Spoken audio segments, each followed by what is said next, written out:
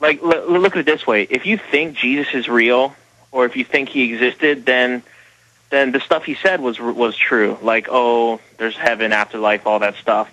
And that's what sort of made me look into the atheism. But there was always a part of me that wanted spiritualism to be real, that wanted the afterlife to be real. And now the way I looked at it was, if there is no afterlife, then nothing really matters. Like, what is this world we live in? Well, I would disagree on that point, that if there isn't any afterlife, nothing really matters. We should still be fighting tyranny no matter what you believe happens after you die. You should be fighting for humanity on this earth. But I'm going to address that question on the other side, Kyle. I thank you for the call. It's the Alex Jones Show. I'm Jason Bermas sitting in, prisonplanet.tv, Infowars.com. You know, his disillusionment with organized religion, if you will. There's so much hypocrisy. You know, so many people that are in it for the money. I mean, you watch, for instance, look at Christianity. You look at all these TV evangelists. They're rocking gold necklaces. They got diamonds on their hand. That's not what Christianity is about. So it does put into your mind sometimes that this is a scam. Now, you know, I was an atheist for a while. I'm no longer an atheist, but I don't really subscribe to any type of organized religion. But what really woke me up to the fact that there is probably something else out there. And whether or not there is something else out there or this is it, that should not deter you from fighting for humanity. I want to say that it does matter what you do on this earth, no matter what. I promise you that. I promise you that.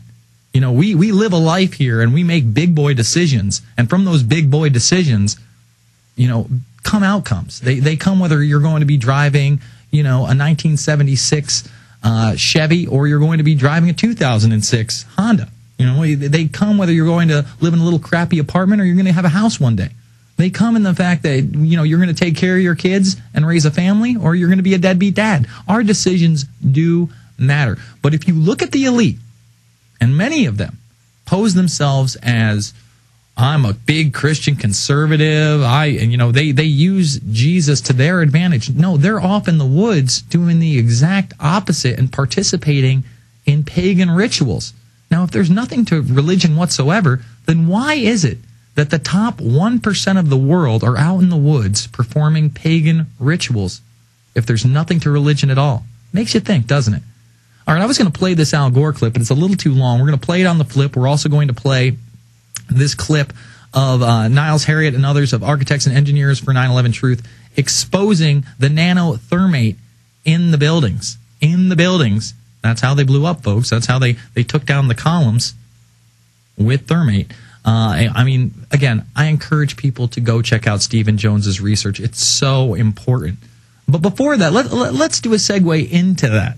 You know, it just came out through an FOIA request 3 or 4 weeks ago that the 4 planes on 9/11 seem to have been shelved in a hangar somewhere for 9 months prior to the attacks. Now, this doesn't jive with the online accounts. The online accounts say that they were flying here and there. But the FOIA request, that's Freedom of Information Act request, said that none of them had flown since December of 2000.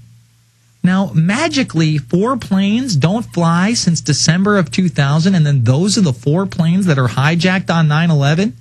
Does that pass the smell test? I don't believe it does. So, you know, if you want to go into your little wonderland of self-denial, you can. But that doesn't add up, folks. It doesn't add up that they're running drills of ramming planes into buildings on the morning of 9/11. It doesn't add up that Delta 1989 supposedly had a bomb on board. It doesn't add up that the 4 planes that were supposedly hijacked didn't emit hijack signals when other planes that morning did, and they weren't being hijacked. Go check out, you know, Fabled Enemies, covers a lot of this, and really, again, exposes this international intelligence op that was 9/11. All right, let's take a couple callers. Gary in Massachusetts. Gary, you're on the line. Jason, how you doing today? Good. Listen, what you just said reminds me of Nimrod and the Tower of Babel. I kind of look at these banking oligarchy folks as just a bunch of Nimrods, and it's only a matter of time before their tower crumbles. Listen, I also wanted to harp on you today about curious cloud formations and earthquakes in China and Japan, and how that whole New World Order isn't coming into order the way they want with a little battle with Asia. But save that for later. Here's the big issue. Have you heard of Mike New? Mike, N-E-W? No. Visit the website, mikenew.com. Okay. And seeing as Alex is a Texan, I'll share a Texan soldier story. Michael New In October 1995, he was the only guy out of 550 soldiers who refused to wear the UN insignia, U.S. Army soldier. I do remember him. Okay. You know about this one? I've heard this. I think I actually might have even seen him speak, but go ahead. Yeah, since then, he's been fighting and fighting for years, and I just learned about his website. I would hope that we could get Ron Paul to support the Citizen Soldier Protection Act of 2009. And Mike News' questions are, when is obedience to an order treason? Can an American soldier be forced to serve a foreign power? On his website, he says, that's what's going on. That's what we're going to find out. American sovereignty hangs in the balance. You know what? I met his father, and his father talked to me about him, and he gave me a book. I think that they wrote a book together, or he had written a book. I never did read it, I got to be honest, but he explained to me his situation, and he's correct. I mean, he should not be serving a foreign military service, a global governance service, NATO, if you will. I mean, they're the ones that have the takeover. They want to empower the UN even further so that they can legitimize this idea of global governance or a new world order. We'll be back after this with the Al Gore clip, with the AE 9/11 truth clip, and much more. It's the Alex Jones Show. I'm Jason Bermas, sitting in, prisonplanet.tv and Infowars.com.